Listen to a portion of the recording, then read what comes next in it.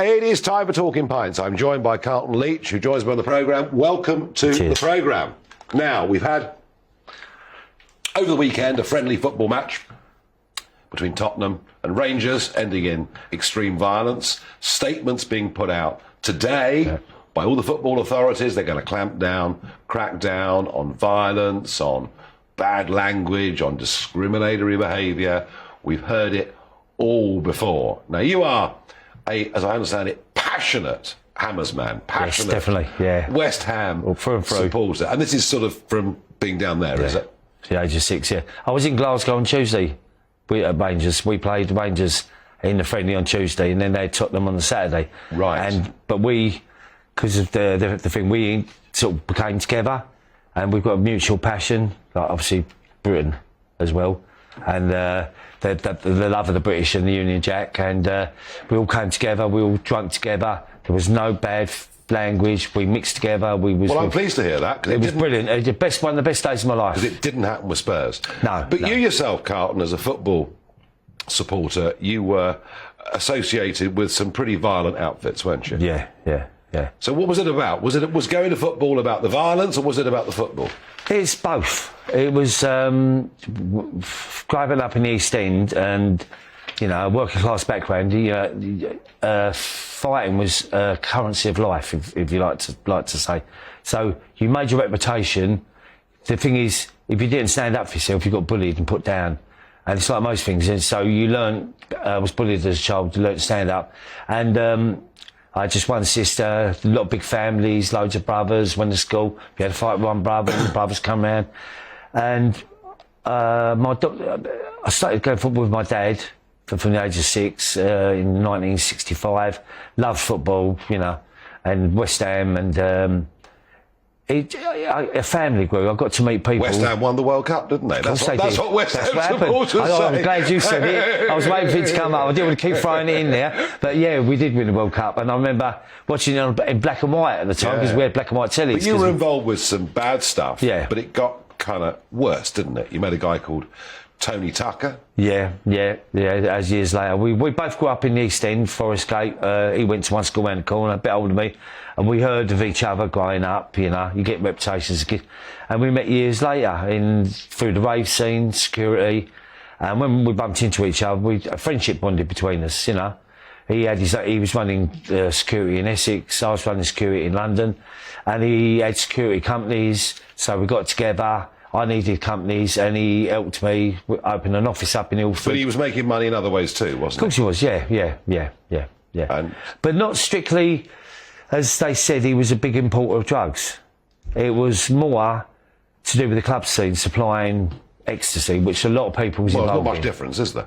No, of course it ain't. It's still drugs. Yeah. And you got involved in this world. Yeah. Like muscle kind of.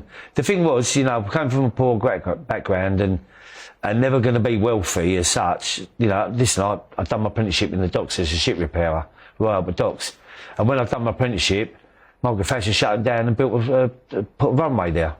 So we all got put out of work, the Royal Albert Docks. And I think if... Some would argue that Jack Dash, the communist leader of the Dockers, didn't do them any favours either. I don't say. But that was my opinion, and it was a job I enjoyed, and the camaraderie had been the East End. And I guess the temptation of drugs is the money, isn't it? Of course it is. Yeah. The thing is, when the rave scene started in 1988, what people don't understand, it took a lot of violence off the streets, a lot of drinking. There was no drinking. In the early days, when we'd done Acid House, in the warehouse, 5,000 or 6,000 youngsters, with 13 of us doing the security, with no violence. And then 3 weeks before we started doing them, I was working in clubs of 200 people, and by the end of the night, they're sticking glasses in each other's faces, fighting and rolling around the streets, and women fighting and all that. And all of a sudden, there's 6,000 people, soft drinks, dancing all night long, hugging each other. I know a lot of it's down to the drugs and the music, but for me, it was a completely different world. And I was 29 before I took my first drug. And because I never took drugs, I've never used to drink. I smoked a cigarette, that was it. And I thought, I want to know what's changing these people to get so many people under a roof to be so happy. But this all ends in a major national news story, huge national news story, with Pat Tate, Craig Rolfe and Tony Tucker. And there we are. It's the mid-90s. They're in a Range Rover. Next place called Rettendon. Yeah. And dead. Yeah. Were you lucky you weren't there on the day? Well, Tony wanted me to said about this meet and blah, blah, blah. And he said it'd be nice if you could come along. I couldn't. I was under an investigation on 2 inquiries with the police at the time. And both not guilty. Anyway, so... I believe you. I believe you. I was innocent. Officer. But, but Tony's and my friendship was... It wasn't to do with the drug world. It was a personal friendship. We became friends. We went away on holidays together. We used to go with Nigel Ben. We was his security team. We trained with him. We went like... So this was pretty you then? Yeah. It was like losing a brother. Because we saw this, on our national I honestly say I broke down and cried. Don't matter how hard you are, if you love someone, whether it's... He was the brother I never had, if you know what I mean. We got on so well, but how we was behind completely different how we was to the public eye. We expect to see things like this in Mexico, but to see 3 guys gunned down, dead in a Range Rover in Essex, it obviously had a big effect upon you. Yes, major. But it made me want to.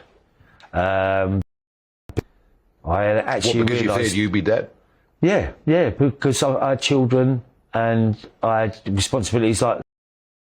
I was selfish, I was narcissistic. I was living in the world of drug dealers and security and, partying and, and I became a very selfish man. But what it did happen, look at and I realised that could be anyone. Doesn't matter what you are, how invincible you think you are, anyone can be killed. Even whether it's on that scene or in public. If someone wants to kill you, they will kill you. So how do you turn it around? Just that wake-up call, like not knowing who to trust, the things that happen, seeing what I see, the died when he got the news. His dad never knew nothing about his lifestyle, and I always just say to Tony, you need to tell your mum and dad. They need to know, the world you're living in. Like, I'm a businessman and blah blah. My dad's an old East End boy, and I never told him one lie. If he asked me a question, I would tell him, because I loved and respect the man. And he always had my back. He didn't agree with what I did, but he always, And part of your, Carlton, turning this around is book, Muscle, and that becomes a film. Yeah, and it started to franchise so off suddenly your story's of interest to other people. Yeah. Which is very strange, really, because... I've done documentaries with Kate Quay and, a thing called Our Bastards. Am I right to say that? Yeah. It was Channel 4, and I've done a few documentaries, hooligan. I started doing quite a lot of stuff with television and different things, quite well known on the circuit. Got into school, but then I decided, I got invited to meet John Blake, publishers, through Kate Quay and books and that, and he said, we want to write a book about you. I don't know why. Kate Quay said, you've got quite a good sort of name in that. So I said, all right. And I wrote the book Muscle. And then within a certain time, John Blake said to me, he said, this would be a great film.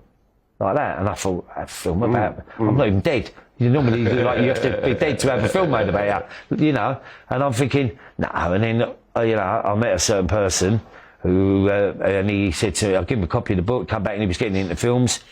And he went to me, like... They want to. I reckon we can make a film about your book. So the writers put the thing together, the crew and everything, and we made this film, and it was called Rise of the Foot Soldier. And obviously the first 2 I was involved in to do in my life. The rest of them I've had nothing to do with. I've never watched them because I think it insults the memory of my best mate now.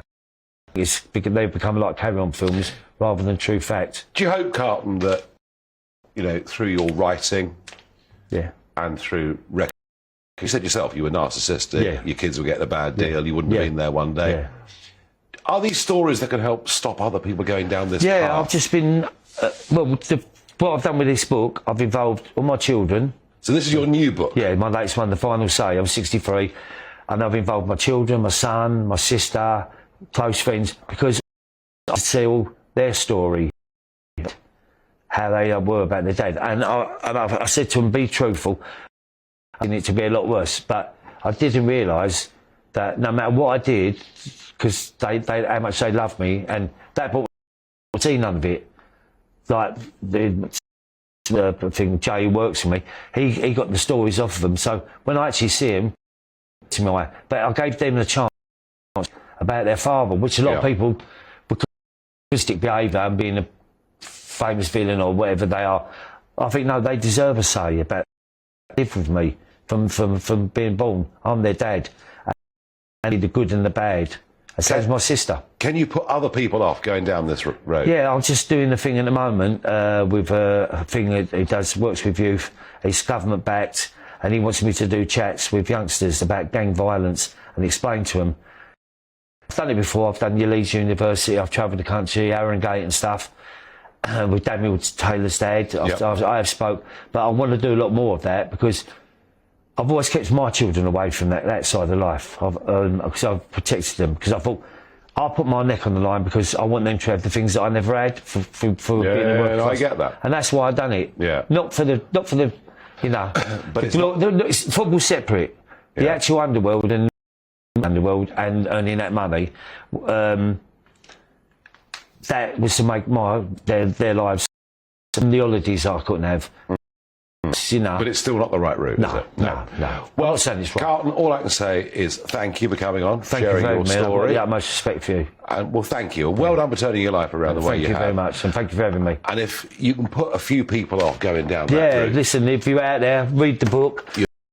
I will. That's yours, Nigel. Thank you, matey. But I just, you need to talk to all the people with experience. Social workers are not the answer. Carlton Leach. Thank you. Thank you very much. Thank you for joining me.